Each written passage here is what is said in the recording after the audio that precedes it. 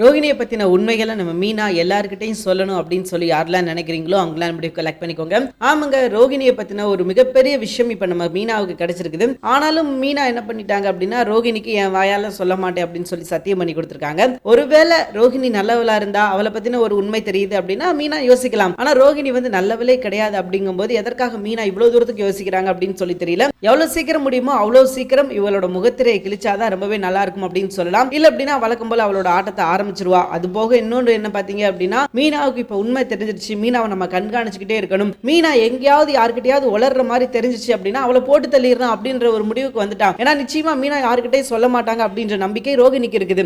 So அதனால ரோகிணி என்ன பண்றாங்க அப்படின்னா, ஒருவேளை இந்த உண்மை வெளியே யாருக்காவது தெரிய வருது அப்படின்னா கண்டிப்பா இவளை நம்ம உயிரோடவே விடக்கூடாது, நம்மளோட நல்ல விஷயத்துக்காக இவளை கொண்டாலும் தப்பில்லை அப்படின்னு சொல்லி யோசிக்கிற கேரக்டர் தான் ரோகிணி. சோ அப்படி இருக்கும்போது இவளுக்கு ஒரு நல்ல விஷயம் நடக்குது, அதுவும் மீனா செய்யறாங்க அப்படின்னா உண்மையிலே அது யோசிக்க வேண்டிய விஷயம் தான். சரி, இப்ப மீனா வந்து வீட்டுல உள்ளவங்க கிட்ட யார்கிட்டே சொல்ல வேணாம், மனோஜ் கிட்ட சொல்ல வேணாம், விஜயா கிட்ட சொல்ல வேணாம், அண்ணாமலை கிட்ட சொல்ல வேணாம், ஆனா நம்ம முத்து கிட்டையாவது சொல்லலாமே. சோ முத்து கிட்ட சொன்னாவது அவர் ஏதாவது ஒரு விஷயம் பண்ணுவாரு, அல்லது ஏதோ ஒரு விஷயங்கள் வந்து அவர் வந்து செய்வாரு. ஆனா அதை விட்டுட்டு யாருக்கிட்டையுமே இவங்க சொல்லாம இருக்கிறது உண்மையிலே பெரிய விஷயம் அப்படின்னு சொல்லலாம். இது ரோகிணிக்கு கிடைச்சிருக்கிற 2வது வாய்ப்பு அப்படின்னு கூட சொல்லலாம். ஆனா நிச்சயமா இந்த வாய்ப்பை வந்து கொடுக்க கூடாது. ஏன்னா ரோகிணி நல்லவளே கிடையாது அப்படின்றது நம்ம எல்லாருக்குமே நல்லாவே தெரியும். அவங்களோட சுயநலத்துக்காக தான் எல்லா விஷயம் பண்ணிக்கிட்டு இருக்காங்க அப்படின்னு சொல்லி நல்லாவே தெரியும். அப்படி இருக்கும்போது மீனா மட்டும் எதற்காக அவங்களுக்காக யோசிக்கணும் அப்படின்றது கேள்விக்குறிதான். நாளைக்கு எபிசோட்ல நடக்க போற விஷயங்கள் என்ன அப்படின்னு பாத்தீங்கன்னா, எல்லாரும் ரொம்ப சந்தோஷமா தீபாவளி கொண்டாடுறாங்க.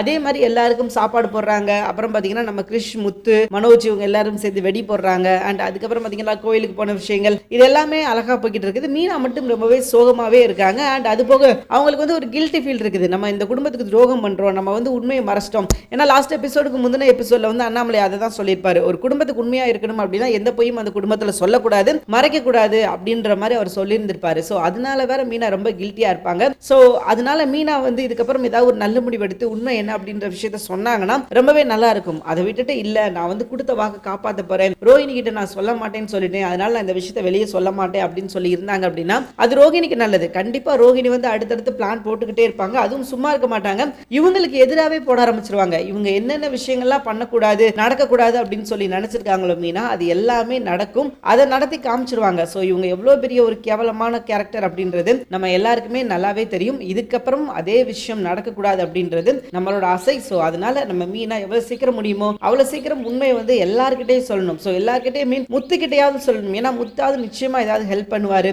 அல்லது முத்துக்கால என்ன விஷயம் பண்ண முடியுமோ அதெல்லாம் பண்ணுவாரு. அது போக முத்துவுக்கு இதுக்கப்புறம் வந்து தனியா தான் தெரிய வரும். இந்த மாதிரிலாம் முத்துவுக்கு தெரிய வராது. இதுக்கப்புறம் பாத்தீங்கன்னா நிச்சயமா தனியா தான் தெரிய வர்றதுக்கான சான்சஸ் ரொம்ப இருக்குது. அதை தாண்டி சொல்றதுக்கு இங்க ஒரு விஷயம் கூட இல்லை அப்படின்னு சொல்லலாம். சோ பார்க்கலாங்க இதுக்கப்புறம் என்ன நடக்குது, எப்படி இந்த பிரச்சனை வந்து முடிவுக்கு வருது, என்ன செஞ்சு இந்த பிரச்சனை முடிக்க போறாங்க அப்படின்றது இனி வர எபிசோட்ல தெரியும். ஆனா இந்த முறை நம்ம ரோகிணி தப்பிச்சுட்டா அடுத்து எப்பயுமே மாட்ட மாட்டாங்க.